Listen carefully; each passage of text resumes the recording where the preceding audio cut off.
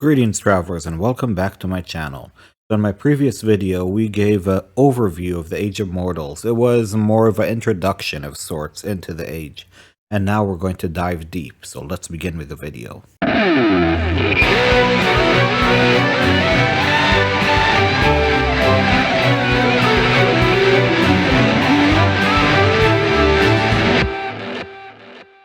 So in this video, we're going to dive deep into the Age of Mortals, and we're going to start with the Tomb of the Last Heroes. This tomb was constructed in Solas to house the heroes that fought chaos in the Abyss. Knights of Takhisis are honored side by side with Knights of Solamnia. Alliances and alignments are all set aside to honor these heroes, and among them is Tesselhoff Barefoot. In the Chaos War video, I talked about how Alhana and Portheus were exiled from their lands. Portheus, the Qualinesti Speaker of the Sun, and Alhana, the daughter of the former Sylvanesti Speaker of the Stars, who together were supposed to unify the Elven nation, but instead were betrayed and forced to flee, now in exile, and gave birth to a child called Sylvanoshi. The Dark Queen's theft of the world, transporting it through the ether into a discreet and undisclosed location, backfired on her when the Dragon Overlords appeared.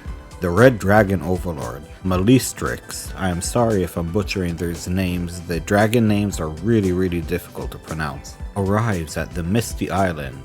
The Blue Dragon, Sky, formerly the Mount of Kitiara, the leader of the Blue Dragon Army, returns from his travels as the Blue Dragon Overlord called Kalandros. As Kalandros moves to attack the Tower of High Sorcery in Palanthas, the tower is mysteriously destroyed by a robed figure. Simultaneously, Astinus and the entire Library of the Ages disappears from Palanthas. The hero of the Lance, Riverwind, together with both of his daughters, travels to the Misty Island to verify the existence of the evil and the intent of the Dragon Overlord. The Red Dragon Overlord, Malistrix, destroys the area around the Bay of Bellifor. Riverwind leads a Kender army against him.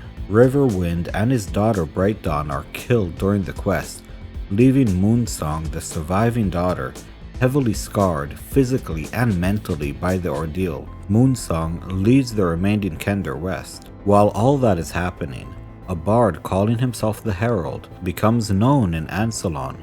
He claims that his memories are the memories of Krynn, essentially replacing Astinus. And 4 years after the Second Cataclysm, the Dragon Purge begins. The Red Dragon Overlord begins using rituals to absorb the spirits of dragons of Ansalon.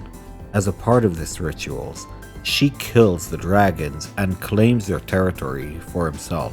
Other powerful dragons also learn the ritual, and they begin to compete with one another in a race for power that sees the destruction of scores of lesser dragons. The purge continues for 26 years. The metallic dragons withdraw to the Dragon Islands, and Kalandras, the Blue Dragon Overlord, claims the territory near Palanthas, including the city. While this is going on, the Knights of Takhisis start rebuilding their own order, as after the War of Chaos, although they were very powerful and spread out, the knighthood was almost decimated. Sarah Dunstan, who is the surrogate mother for Steel Brightblade, founds the Legion of Steel. It's a knighthood unlike any other that is based on the concept of neutral justice. Goldmoon, the hero of the lands, receives advice from an old sage, telling her to look within her for healing power. A battle of dragons destroys Solas, and following the sage's advice, she cures the injured dwarf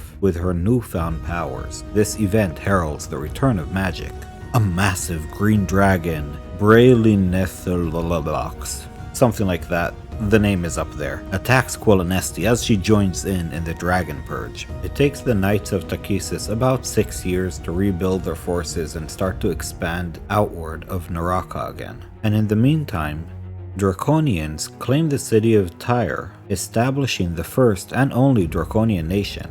The Draconians rebuff attempts made by the Dark Knights to ally them with their former comrades, preferring to build a different life to the one they had as servants of the Queen of Darkness. On Sable, the Black Dragon Overlord turns the New Coast and Blood into a swamp. The swamp quickly gains an ominous reputation, where the Black Dragon Overlord uses her magic to experiment upon the living things, twisting them into abominations that serve her delight and ego. Goldmoon continues to hone her skills, and with help from sages, she develops the power of mysticism, and she calls it the power of the heart.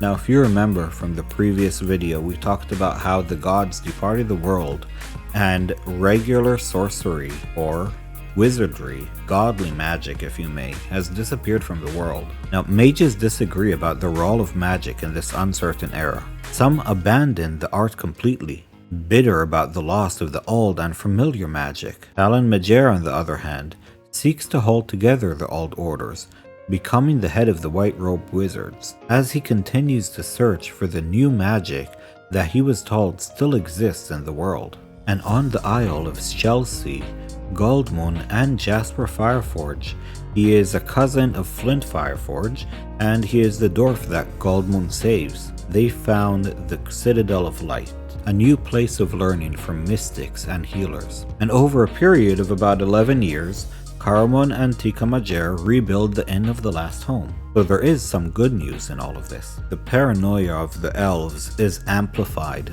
and the nation of Sylvanesti encloses themselves within a magical barrier called the Shield. The dragons continuing to fight over territories. Galidus, the White Dragon Overlord, captures the island of Southern Ergoth and turns the island into a glacier. A blue dragon, Stendonus, and a brass dragon, Istia, carve out two realms in the eastern portion of Plains of Dust. A red dragon called Finalistan takes a portion of Eastwild and Throtal, while the green dragon, Lorinair, takes the northeastern forest, and the black dragon, Mordalex, takes southern Nerdomor, and the twin white dragons, Cryonesis and Crescinda, capture Icewall. 15 years after the disappearance of the gods, the vision returns. 3 strong, evil mystics counterfeit the vision of the Dark Knights, telling them that Takisis will return. And 20 years after the disappearance of the gods, a mysterious figure known as the Shadow Sorcerer emerges from the desolation with magical powers. And all along the Qualanesti nation, elves begin to disappear. Although the cause is not determined for some time, they are being killed by Braille, the green dragon, who is hiding in the region. And as sorcery returns, or is discovered if we're honest, because up until now it was high wizardry, but now people are starting to discover sorcery again and learn how to use power that came from them or from nature around them. The fleetingness of this magic and the control that the sorcerers want, they start battling one another for power. Braille, the Green Dragon Overlord, officially takes control of the elven kingdom of Qualanesti by demonstrating her power of stealing the life force of the elves. Essentially, she is doing exactly what the Red Overlord is doing to dragons, but to elves. Talon Majere, the head of the Conclave, along with the Shadow Sorcerer and the Master of the Tower of Wayworth, discuss the future of magic. Talon holds the last conclave and dissolves the orders of high sorcery. The Green Dragon Overlord, Braille, tries to conquer Thurbadin, but the dwarves seal themselves within their fortress. Some dwarves oppose this decision and follow Severus Stonehand, a Darwar, out of the mountain. And in Solas, with the newfound power of sorcery, answering his prayers, Talon Majere, formerly the head of the white-robed wizards, returns to his home, where he begins constructing a massive academy where students could come and learn the primal art, the art of sorcery. And 30 years after the War of Chaos, 26 years after the beginning of the Dragon Purge, the Red Dragon Overlord Malistrix finalizes the borders between the dragon territories across Ansalon and forbids former territorial combats between dragons. Remember the dwarves? The dwarves that left Thurbadin? So Stonehand retakes Zakar, curing the mold plague that had been ravaging the land.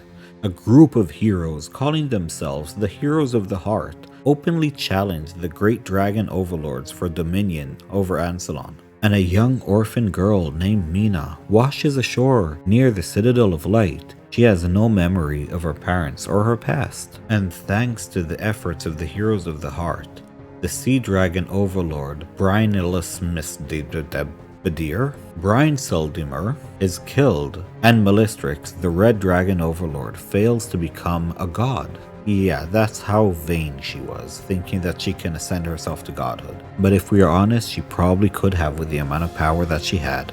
Just 6 years after the rediscovery of sorcery that brought arcane magic back to Ansalon, magic begins to fade. Spells become much more difficult to cast, and even artifacts from previous ages seem to malfunction more often than not.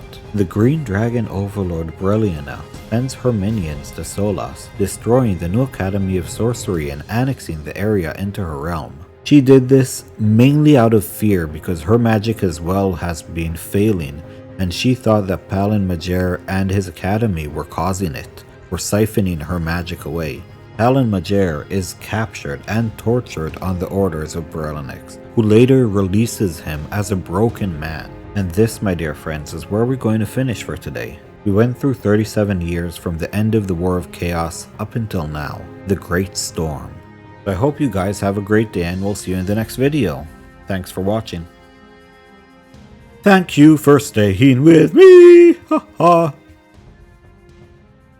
I hope you didn't stay this long to listen to that. But anyway, we'll see you in the next one.